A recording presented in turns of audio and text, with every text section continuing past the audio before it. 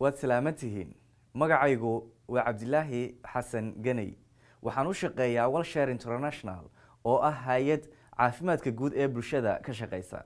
Waxaan jeclaan lahaa in aan idin siiyo warbixin guud oo ku saabsan wadne xanuunka faaliga iyo khataraha keena. Shaqaalaha ila shaqeeya ayaa iyaguna idin sharaxi doona sida looga hortago cudurradan. wadne xanuunku waa xanuun saameeya ama dhaawaca wadnaha iyo xididada dhiigga.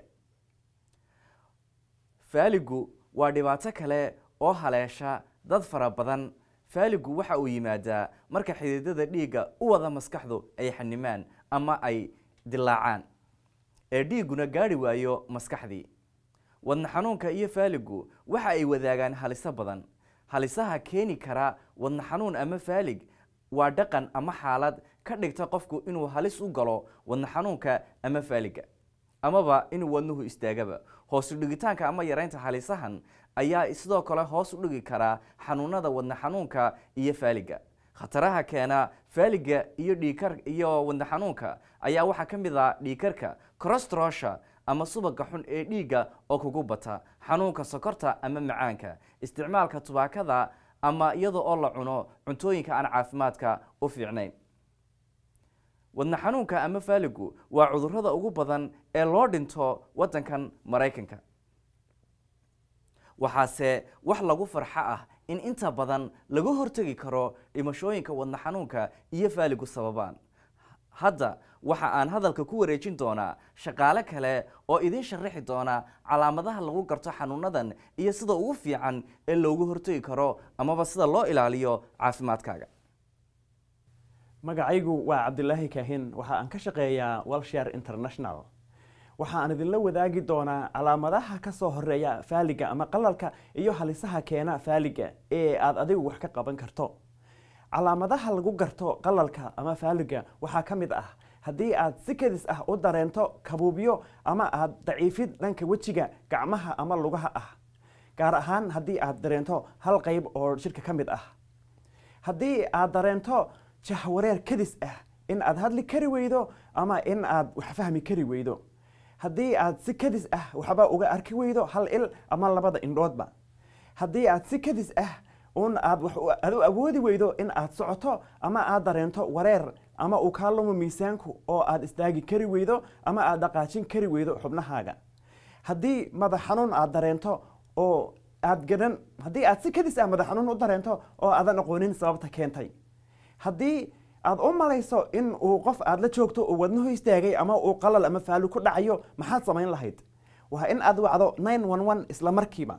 khataraha aad iska ilaalin karto ee keena qalal ama faaluga waxaa ka mid ah jimicsigaaga oo aad u yar, cuntada iyo inta aad ka cuntaa inta ay dhan tahay, cayilka ama miisaanka oo aad u sarreeya, stresska ama walwalka aadka u badani waxa uu keenaa in cadaadiska dhiiggu uu kor u kaco iyo in ay sonkortu kugu kacdo. cuntada ay cusbadu ku badan tahay waa mid ka mid ah khataraha ugu badan waddankan. dadku waddankan waxa ay cunaan 2 jibaar cusbadii loogu talagalay in ka badan. cusbada oo aad iska yaraysaa waa mid ka mid ah waxyaabaha ugu wanaagsan ee ay tahay in ay sameeyaan dadka wadne xanuunka qaba. haddii aad sigaar cabto ama inta badan sigaar lagugu agcabayo, waxa ay saameyn kartaa wadnahaaga iyo xididada dhiigga qaada. nikotiinta ku jirta sigaarku waxa ay keentaa in wadnahaagu uu kor u kaco, taas oo kor u qaadi karta dhiiggaaga. isla markaana tubaakadu waxa ay dhaawacdaa xididada dhiigga, dhaawacaas oo keenaya in ay xidhmaan dhammaan xididada dhiiggu. sidoo kale nikotiintu waxa ay keentaa in xididada dhiigga qaada ee jidhku dhammaantood ay noqdaan kuwo yaryar. marka ay muruqyada wadnuhu daciifaan, taas oo ay keentay wadne xanuunku, cabidda sigaarku waxa ay wadnaha u keentaa in uu si fiican u shaqayn waayo. marka haddii aad sigaar cabto, jooji. haddii aadan cabinna ha bilaabin.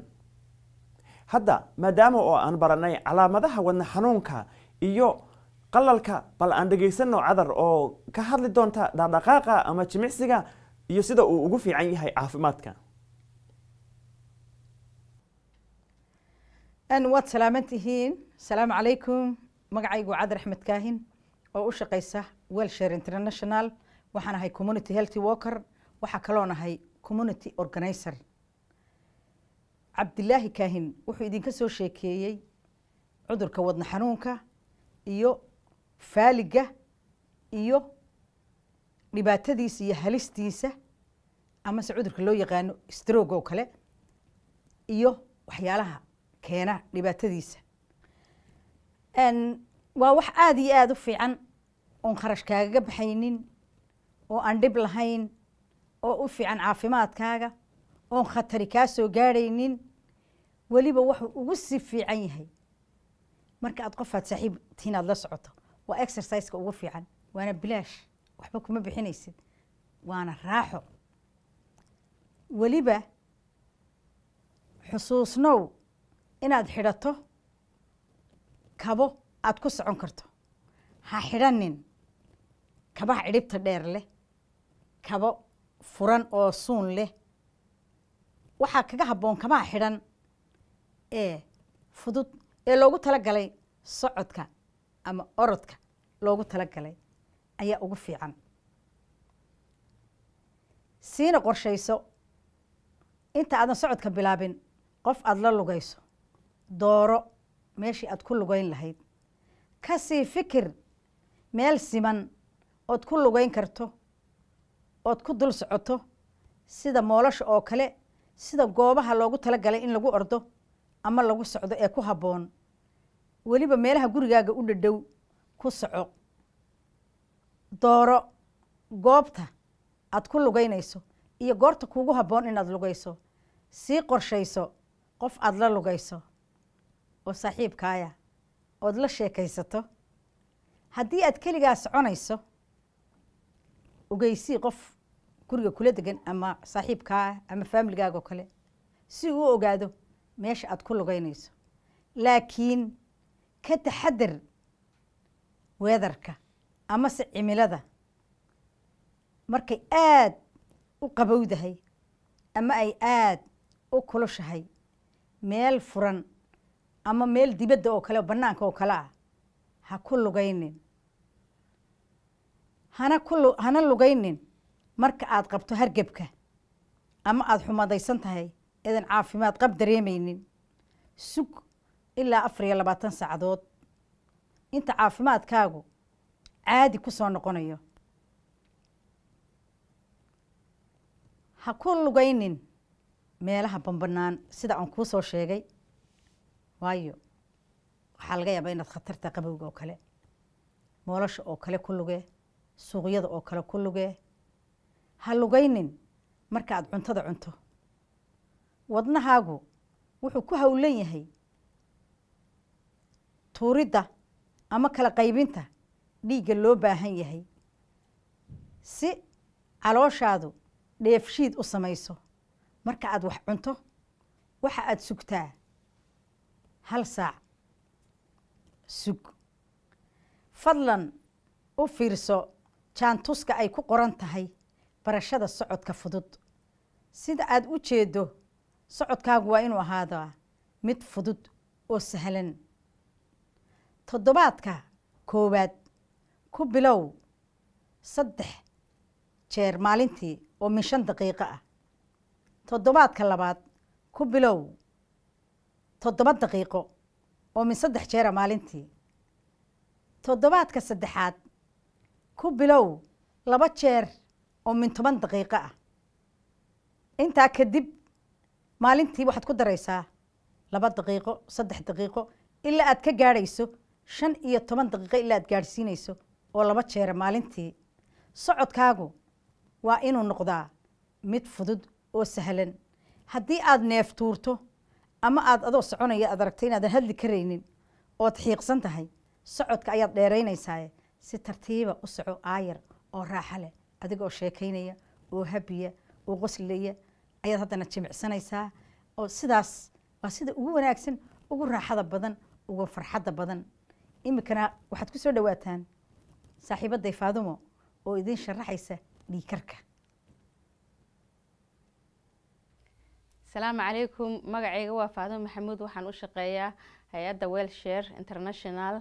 haddii aad dhageysaneyseen ama la socoteen asxaabtii ugu horeysay waxay ka soo hadleen macluumaad badan. Haddaba dad badan baa waxay isweydiinayaan maxaan sameeyaa ama xaggee baan wax ka bilaabaa. waxaan idinkuga talin lahayn ama idin xasuusin lahayn inaad dhakhtarkiina la xiriirtaan ama aad isbaartaan aan iska fiirsaan cudurka dhiigkarka.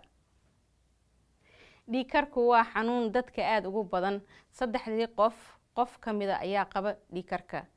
nasiib daro dad badan ee dhiigkarka qaba mays oga inay dhiigkarka qabaan. dad badanna wax daawo uma isticmaalaan dhiigkarka.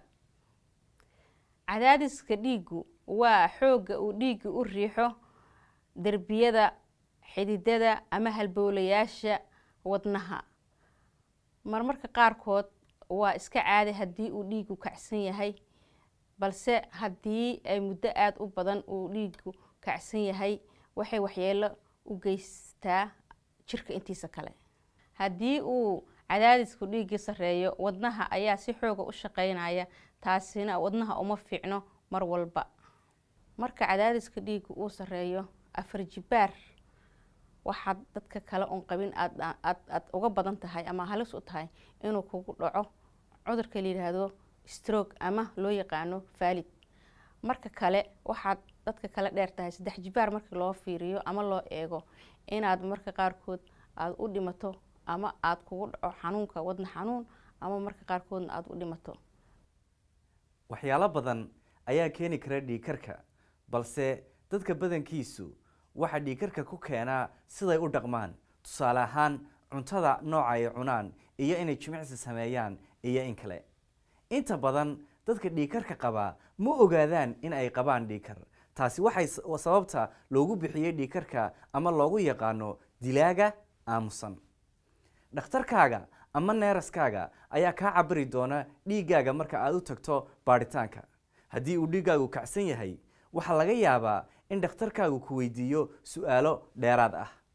waa muhiim inaad dhakhtarkaaga u sheegto haddii aad cusbo badan korka kaga darsato cuntada amaba haddii aad ku karsato cusbo badan cuntadaada. si aad iskaga ilaaliso dhiigkarka, waa inaad samayso waxyaabo caafimaadkaaga u fiican. waa inaad cunto caafimaad leh oo wanaagsan. waa inaad iska dhintaa miisaanka jidhka haddii aad tahay qof culayskiisu sarreeyo. xusuusnow in aad socoto, ciyaarto, jaranjarooyinka qaadato, firfircoonaato, noloshana aad ku raaxaysato. xanuunadan sida wadna xanuunka, dhiigkarka ama stroke waxay inta badan dadka ku dhacaan xilli dambe oo uu qofku waayeel noqday.